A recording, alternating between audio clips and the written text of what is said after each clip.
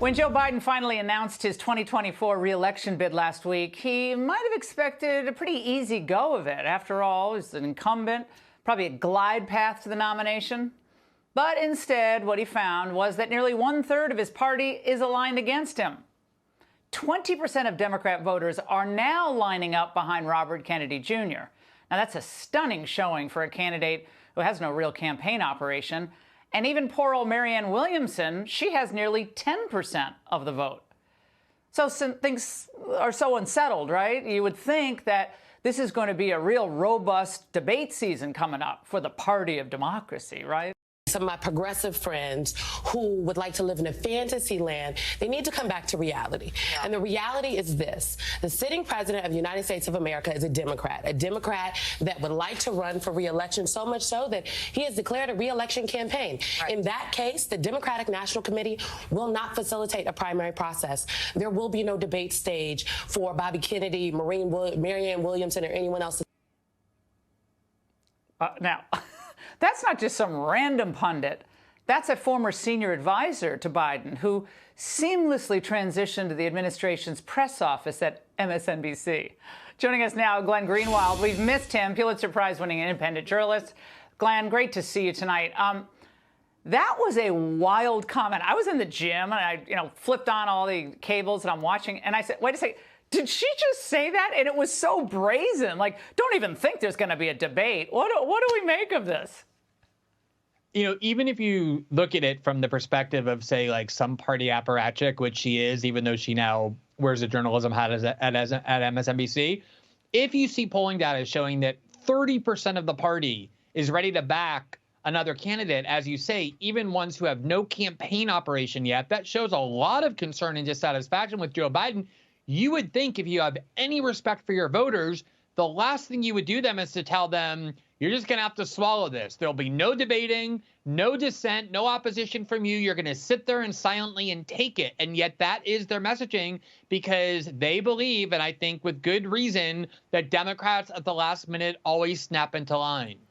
Are they more afraid of RFK, the candidate, or his ideas, since all this information is now becoming accepted about the mRNA shot and, of course, all the suppression of dissenting medical views at the, for the really first 2 years of COVID? I think it's a great point. Marianne Williamson, I interviewed her. I didn't really find huge differences between her and Biden. There's nothing she's saying that would concern anyone in Democratic Party circles. But RFK Jr., from the beginning of the pandemic, has been a very strong dissident about things that he turned out to be right about, and Dr. Fauci and Democrats turned out to be wrong about. And the last thing they want is having all of that revisited and whether these authorities can really be trusted. He's also opposed to Biden's proxy war in Ukraine, whereas Marianne Williamson is in favor of it. And that's the thing that forced Lyndon Johnson in 1968 to not seek re-election when anti-war sentiment in the party grew. I think you're exactly right. It's not just fear of Biden's age, but also the Kennedy allure combined with the ideas on which he's running. And speaking of Biden's age, Glenn, we're not supposed to talk about it, right? Because that's mean. But I need to play a pretty shocking moment from today. I think we've got a lot of work to do. I'm doing a major press conference this afternoon, so I love you all, but I'd like to ask you to leave. President of the United States saying, and this is news to us, that he would have a press conference later today and answer more questions. Glenn, there was no press conference today. So he was referencing an interview on MSNBC. I guess that was done. But is it too much to ask that the commander-in-chief of this country actually knows what's going on? I mean, that was weird. That's the first time I heard this clip, and I found myself almost ready to laugh. And then I realized that's actually cruel. Like I felt, morally wrong from having that reaction.